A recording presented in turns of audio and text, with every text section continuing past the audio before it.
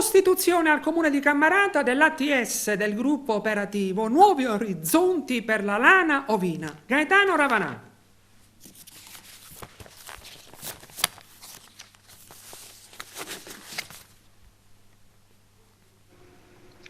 Costituita l'ATS del gruppo operativo Nuovi Orizzonti per la lana ovina. Nei giorni scorsi, presso l'aula consiliare del comune di Cammarata, alla presenza del sindaco Giuseppe Mangiapane e del sindaco di San Giovanni Gemini, Dino Zimbardo, si è costituita, a cura del notaio Roberto Indovina, l'ATS, l'associazione temporanea di scopo per gestire e attuare il progetto relativo alla misura 16, sotto misura 16.1 del PSR Sicilia 2014-2020, sostegno per la costituzione e la gestione dei gruppi operativi del PEI in materia di produttività e sostenibilità dell'agricoltura. Per la costituzione dell'ATS si è scelta la sede istituzionale del Comune di Cammarata per rafforzare il rapporto di collaborazione che il gruppo operativo Nuovi Orizzonti per la lana ovina intende attivare con il territorio e le istituzioni locali.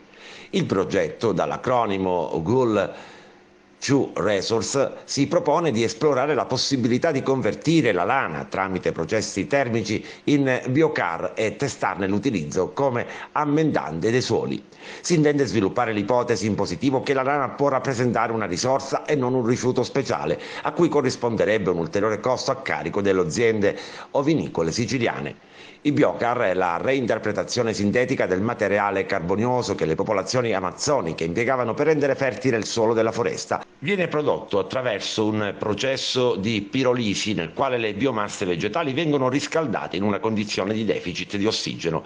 La siccità e le alluvioni legate ai cambiamenti climatici stanno aumentando l'erosione del suolo. Per mitigare questi cambiamenti ed evitare così che l'insicurezza alimentare peggiori, bisognerà non soltanto ridurre le emissioni di gas serra, ma anche rimuoverne le tonnellate già presenti nell'aria. Un insieme di attori, attraverso la sottoscrizione dell'ATS, hanno dato vita quindi al gruppo operativo Nuovo Orizzonte per la lana ovina, che mette insieme imprese ovinicole e agricole, aziende industriali e dipartimenti universitari per la ricerca applicata, nonché imprese per la registrazione in blockchain.